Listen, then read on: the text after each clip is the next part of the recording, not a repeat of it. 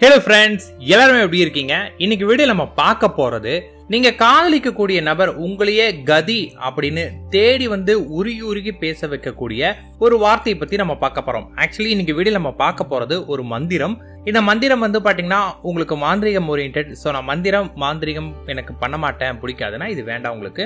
ஆனா இப்ப நான் சொல்லக்கூடியது வந்து பாத்தீங்கன்னா அகத்தியரோட ஒரு ரொம்ப சக்தி வாய்ந்த அகத்தியர் மாந்திரிகம் அப்படின்னு கேள்விப்பட்டிருப்பீங்க இல்லையா? இந்த அகத்தியர் மாந்திரிகத்துல நம்ம ஆசைப்படக்கூடிய நபர் இது வந்து மோஸ்ட்லி எதுக்காக கொடுத்தாங்கன்னா கணவன் மனைவிக்காக. அவங்களுக்குள்ள ஏதாவது ஒரு பிரச்சனையை அவங்க பிரிஞ்சு போயிட்டாங்கன்னா திரும்பியும் கணவன் மனைவி தேடியோ அல்லது மனைவி கணவனை தேடியோ வர வேண்டும் அப்படிங்கிறதுக்காக கொடுக்கப்பட்ட ஒரு முறைதான் இந்த முறை. இதுல வந்து மெயின் லீடிங்கா இருக்குது வெறும் மந்திரம் மட்டும்தான். அதனாலதான் உங்களுக்கு நான் இதை கொடுக்குறேன். ஆனா இது உங்களுக்கு ரொம்ப வேகமா வேலை செய்யணும் அப்படின்னு நீங்க நினைக்கிறீங்கன்னா இதுக்கு நீங்க தொட்டால் சுருங்கி பயன்படுத்தலாம். தொட்டால் சுருங்கி உங்களுக்கு கிடைக்கும் அப்படின்னா இதோட வீரியம் வந்து 48 நாட்களுக்குள்ளாரே உங்களுக்கு கிடைக்கும். தொட்டால் சுருங்கி இல்லைன்னா கொஞ்சம் டைம் எடுக்கும். ஆனா இது நீங்க வந்து பாத்தீங்கன்னா தொடர்ந்து 48 நாட்கள் நீங்க பண்ணியே ஆகணும்.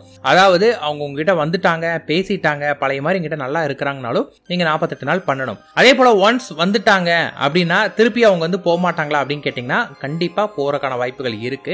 ஏன்னா உங்களை விட்டு அவங்க போயிருக்காங்கன்னா நீங்க ஏதோ தப்பு பண்ணிருக்கீங்க, உங்ககிட்ட பிடிக்கல அப்படிங்கிற காரணத்துக்காக போயிருக்காங்க. நீங்க அந்த குணத்தை மாத்தாமல் எதனால அவங்க உங்களை விட்டு போனாங்களோ திரும்பியும் அதே மாதிரி நீங்க நடந்துட்டு இருந்தீங்கன்னா கண்டிப்பா உங்களை விட்டு போறதுக்கான வாய்ப்புகள் இருக்கு. இல்ல நான் என்ன முழுசா மாத்திக்கிட்டேன், அவங்க ஆசைப்பட்டபடிதான் நான் இப்ப இருக்கிறேன்னா நீங்க நிச்சயமா இதை பயன்படுத்தலாம். இதை யாரு பயன்படுத்தலாம் அப்படின்னு கேட்டீங்கன்னா இந்த எல்லாத்தையுமே அறகுறையா பாதிலே விடுவாங்க இல்லைங்களா, அந்த மாதிரியான நபர் இதை பண்ணவே கூடாது. ஒன்ஸ் நான் பண்றேன் அப்படின்னா ஸ்டார்ட் பண்ணா முழுசா முடிக்கக்கூடிய நபர் பண்ணலாம். இதுல எந்த ஒரு சைடு எஃபெக்ட்டுமே வராது. இது வந்து உருமுறை சார்ந்ததுதான். சோ தைரியமா பண்ணலாம். வீட்லயே நீங்க பண்ணலாம். பெரிய பூஜை இந்த மாதிரி எதுவுமே இல்லை. ஆனா பண்ணும்போது உடல் மனசுத்தோட பண்ணுங்க. பண்ணக்கூடிய நாட்கள் அதாவது 48 நாட்கள் நீங்க பண்றீங்கன்னா அசைவ உணவு துளி கூட தொடக்கூடாது. அதே போல வந்து பாத்தீங்கன்னா போதை வஸ்துக்கள், போதை பொருட்கள் இந்த மாதிரி எந்த ஒரு பொருளுமே இருக்கக்கூடாது. உங்க மூளையை வந்து வேற விதமா செலுத்தக்கூடிய விஷயங்கள், அதாவது நீங்க ஒரு பாட்டை கேட்டீங்கன்னா அப்படியே உங்களை அந்த பாட்டை மெய் மறக்கக்கூடிய விஷயங்களா இருந்தாலும் நீங்க பண்ணக்கூடாது. ரொம்ப அடிக்ட் ஆகக்கூடிய கேம்ஸா இருந்தாலும் பண்ணக்கூடாது.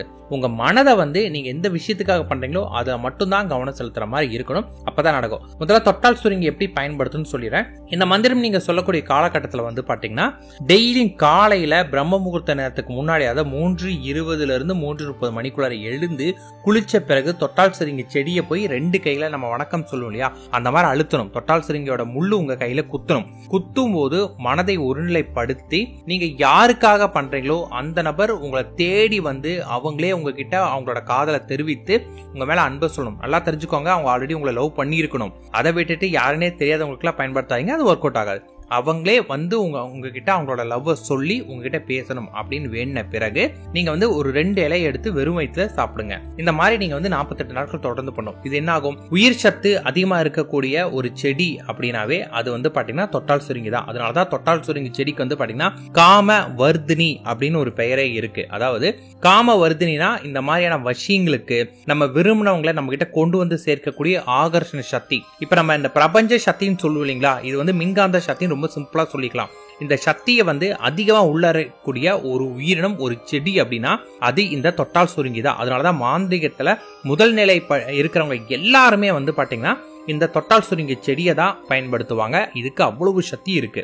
இந்த செடி வச்சு நீங்க பண்ணீங்கன்னா 100% 40 டேஸ்க்குள்ள உங்களுக்கு ரிசல்ட் கொடுக்கும். தொட்டால் சுருங்கி செடி இல்லைன்னா நீங்க உங்களோட எஃபோர்ட்டை ஹெவியா போடணும். அதாவது மந்திரங்கள் சொல்லும் போது முழு கவனமும் மைண்ட நெகட்டிவ் இல்லாமல் இருந்தீங்கன்னா கண்டிப்பா உங்களுக்கு நடக்கும். அவங்க நான் அவங்களுக்கு பேசி 1 வருஷமாச்சு, 2 வருஷமாச்சு, 4 வருஷமாச்சு, 10 வருஷமாச்சு, அவங்க கிட்ட என்னோட போன் நம்பரே இல்ல, அவங்க கிட்ட என் மெயில் ஐடியே இல்ல, அவங்க நினைச்சாலும் என்ன தொடர்பு கொள்ள முடியாது, நான் போன் நம்பரை மாத்திட்டேன் இப்படின்னு எதை பத்தி நீங்க யோசிக்காதீங்க. அவங்க வருவாங்க.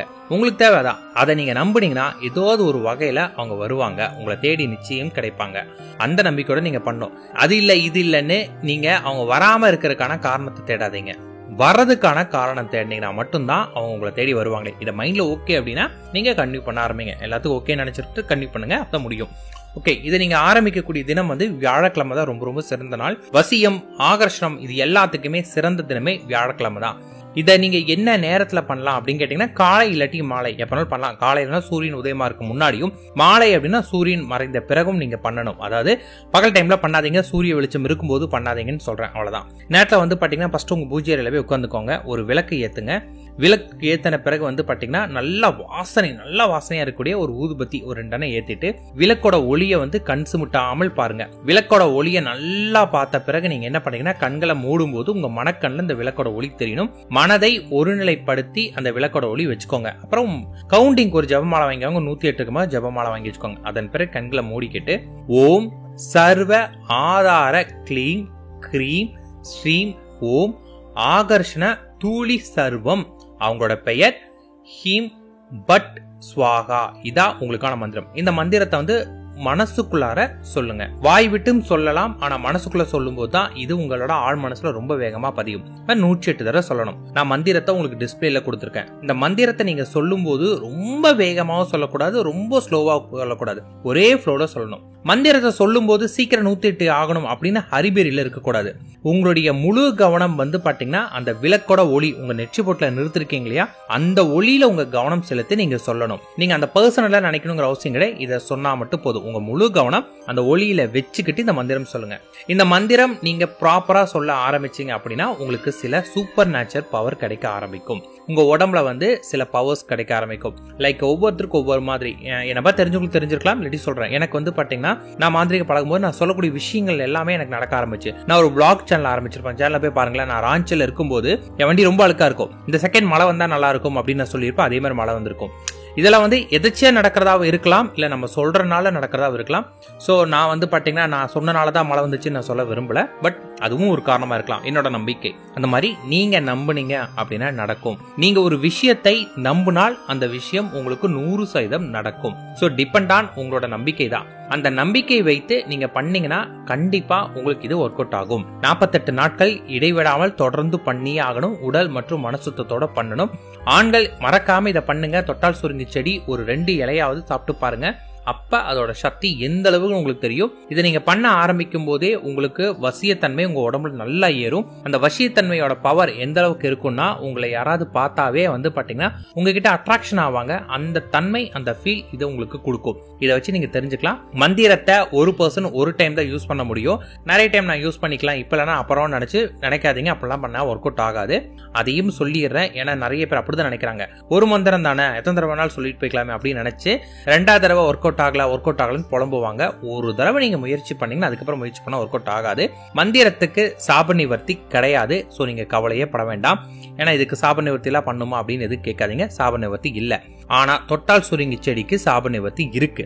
மூலிகை சாப நிவர்த்தின்னு பேரு. அது எப்படி பண்ணும் அப்படின்னு கேட்டீங்கன்னா தொட்டால் சுருங்கி செடி முதல்ல உங்க வீட்டுல கொண்டு நட்டுங்க. நட்டு வச்ச பிறகு வந்து பாத்தீங்கன்னா கொஞ்சம் விபூதி தண்ணீர் எடுத்துட்டு அந்த விபூதி வந்து பாத்தீங்கன்னா தொட்டால் சுருங்கி செடிக்கு சுத்தி ஒரு 3 தடவை சுத்தி ஓட்டு தண்ணி கையில ஊத்திட்டு வந்து பாத்தீங்கன்னா ஓம் மூலிகை தேவா உன் உயிர் உன் உடலில் நிற்க ஸ்வாகா அப்படின்னு சொல்லிட்டு அந்த செடியில கொஞ்சோட்டு தண்ணி ஊத்தணும். இந்த மாதிரி வந்து பாத்தீங்கன்னா 27 முறை தண்ணி ஊத்திட்டு அதன் பிறகு வந்து மனதார நான் உன்னை இந்த பர்பஸ்க்காக மட்டும்தான், அதாவது நீங்க யாருக்காக வரக்கிறீங்களோ அவங்களோட பேரை சொல்லி நான் உன்னை இந்த பர்பஸ்க்காக மட்டும்தான் நான் உன்னை பயன்படுத்த போறேன், எனக்கு இதுக்கு நீ உதவி செய்யன்னு சொல்லி ஒரு தியானம் மாதிரி அந்த செடி கிட்ட அழுது கதறி கேட்கணும். நீங்க கேட்கிற விதத்துல அந்த செடி வந்து பாத்தீங்கன்னா மனமுகுந்து அதோட உடல்ல அந்த சக்தியோட உங்களுக்கு கொடுக்கும். நீங்க கேட்கலாம் செடி நம்ம பொறிச்சா அதோட சக்தி என்ன எல்லாமே போயிருப்போது, அதுகிட்ட போய் அதுக்கு என்ன நம்ம சொல்ற கேட்கவா போகுதுன்னு நினைக்காதீங்க. கண்டிப்பா கேட்கும். இது பேர் தான் சாப நிவர்த்தி. இதை முழுமையா தெரிஞ்சவங்களுக்கு இதோட வேல்யூ புரியும். ஸோ நான் சொன்ன முறையில நடக்கணும்னா நீங்க அந்த மாதிரி கேட்டுட்டு பண்ணுங்க. அப்ப உங்களுக்கு ரிசல்ட் 100% இருக்கும். All the best. நல்லா பண்ணுங்க.